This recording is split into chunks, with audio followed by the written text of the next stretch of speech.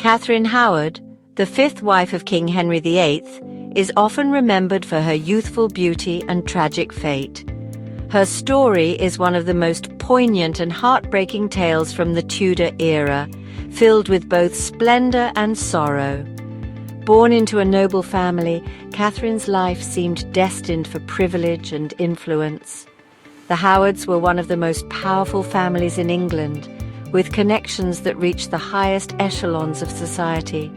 Her story, however, took a dark turn, overshadowed by a childhood marred by neglect and abuse. Despite the family's status, Catherine's early years were far from the fairy tale one might expect. This essay delves into the tragic tale of Catherine Howard, exploring the complexities of her life and the events that led to her untimely demise.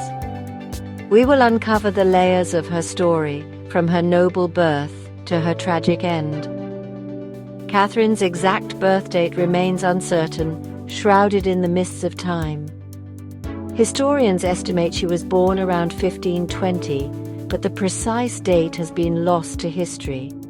We know she entered the world sometime around 1520, a daughter of Lord Edmund Howard and Jocasta Howard.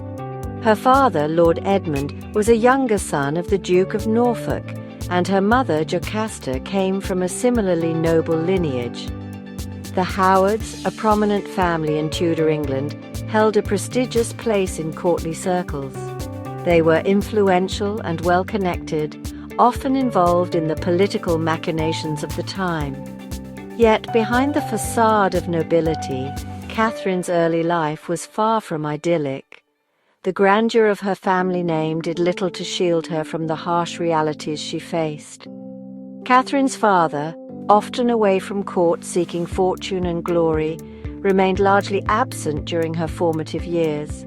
His ambitions took him far from home, leaving his family to fend for themselves. Her mother, burdened with a large family and limited resources, struggled to provide the care and attention a young girl needed. The demands of managing a household with many children were overwhelming. Catherine, along with her siblings, was sent to live with their grandmother, the Dowager Duchess of Norfolk. This move was intended to ensure they received proper care and upbringing. This seemingly advantageous move proved to be a turning point in Catherine's life, exposing her to a world of lax morals and unchecked desires. The household was far from the disciplined environment one might expect. The Dowager Duchess, known for her lax supervision, presided over a chaotic household where young people, including Catherine, were left largely to their own devices. This lack of oversight had profound consequences for Catherine. It was within this vulnerable environment that Catherine's innocence would be tragically compromised. The lack of proper guidance and protection left her exposed to the darker aspects of courtly life, setting the stage for her eventual downfall. The Dowager Duchess's household, bustling with servants and visitors, provided fertile ground for indiscretion and misconduct. Among the inhabitants lurked men who preyed on the vulnerability of young girls like Catherine. One such man, Henry Mannix, a music tutor, took advantage of Catherine's innocence, initiating a sexual relationship with her when she was merely a child. Though the exact nature and extent of Mannix's abuse remain debated by historians, the impact on young Catherine was undoubtedly profound and damaging. The power imbalance inherent in their relationship, coupled with Catherine's tender age, rendered her incapable of providing true consent. This early experience of sexual exploitation left deep emotional scars, shaping her understanding of relationships and her perception of herself. Mannix's abuse, however, was not an isolated incident in Catherine's young life. Francis Derham, a secretary in the Dowager Duchess's household, further exploited her vulnerability, engaging in a sexual relationship with her when she was still in her early teens. Catherine, starved for affection and attention, found solace in Derham's attentions, mistaking his manipulative behavior for genuine love. These early experiences of abuse cast a long shadow over Catherine's life, leaving her ill-equipped to navigate the treacherous waters of the Tudor court. Her childhood, marred by neglect and exploitation, shaped her into a young woman craving love and validation, traits that would ultimately contribute to her tragic downfall. As Catherine blossomed into a beautiful young woman, her family, recognizing her potential as a pawn in the game of courtly power, sought to advance her position. They meticulously groomed her, teaching her the ways of the court, the art of conversation, and the subtleties of courtly manners. Every gesture, every word was carefully crafted to make her an appealing candidate for a prestigious position. In 1539, Catherine, now in her late teens, secured a coveted position as a lady-in-waiting to Henry VIII's fourth wife, Anne of Cleves. This role was not just a job, it was a gateway to the inner sanctum of the Tudor court, a place where fortunes could be made or lost in the blink of an eye. The Tudor court, a world of intrigue, ambition, and ever-shifting alliances, presented both opportunities and dangers for a young woman of Catherine's background. It was a place where whispers could be more powerful than swords, and where a single misstep could lead to ruin. Henry VIII, known for his voracious appetite for both food and women, quickly took notice of Catherine. His gaze lingered on her more often than not, and it wasn't long before the court began to buzz with speculation.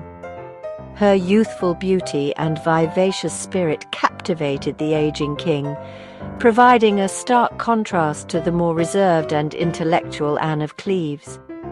Catherine's charm and liveliness were like a breath of fresh air in the otherwise stifling atmosphere of the court. Catherine, accustomed to seeking male attention and validation, found herself drawn to the allure of the king's favor.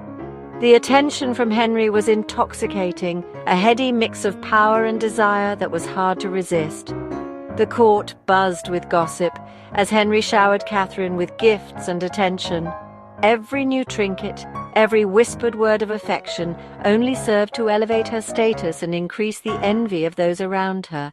Her star ascended rapidly, fueled by the king's infatuation and the ambition of her family, who saw in this royal romance a chance to increase their own power and influence. They encouraged her to play her part well, to keep the king's interest piqued.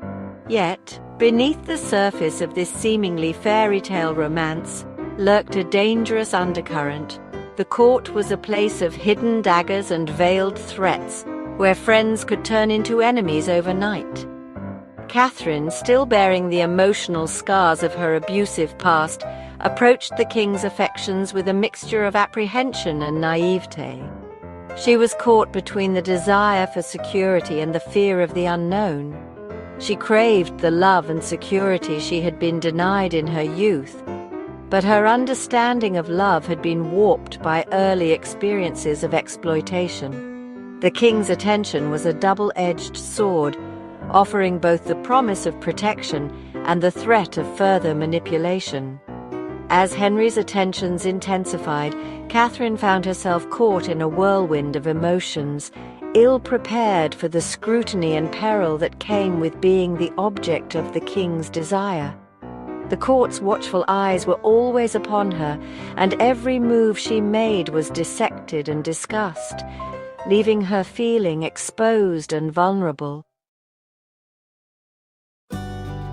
Catherine's life took a dramatic turn in July 1540, when Henry, having annulled his marriage to Anne of Cleves, made Catherine his fifth queen. The young Catherine, who had been a lady-in-waiting to Anne, suddenly found herself elevated to the highest position a woman could hold in England.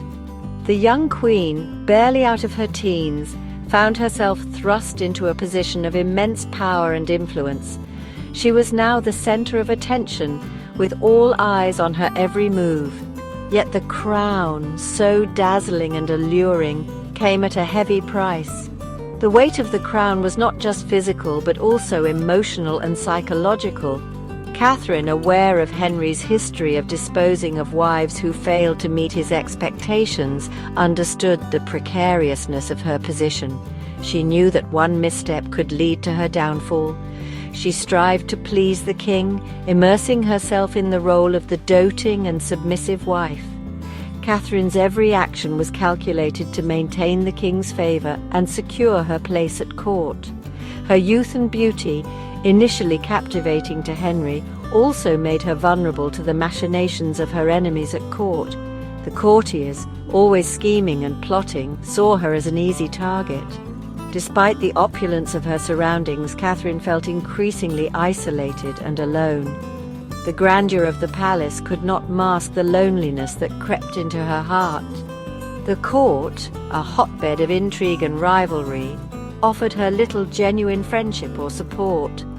Every smile hid a dagger, and every compliment was laced with poison. Her past, a secret she desperately tried to bury, haunted her every move. The shadows of her previous indiscretions loomed large over her present. Whispers of her previous relationships with Manox and Derham circulated among courtiers, waiting for the opportune moment to surface and destroy the queen they envied and distrusted. The rumors were like a ticking time bomb, ready to explode at any moment. As the months passed, Catherine found herself torn between her desire to secure her position and her longing for genuine affection. The duality of her existence weighed heavily on her soul. The king, though initially besotted, grew increasingly possessive and demanding. His love turned into a cage, confining Catherine's spirit. Catherine, trapped in a gilded cage of her own making, yearned for the freedom and agency that had been denied her throughout her life. The allure of power and love had led her to a prison of her own making, where every luxury was a reminder of her captivity.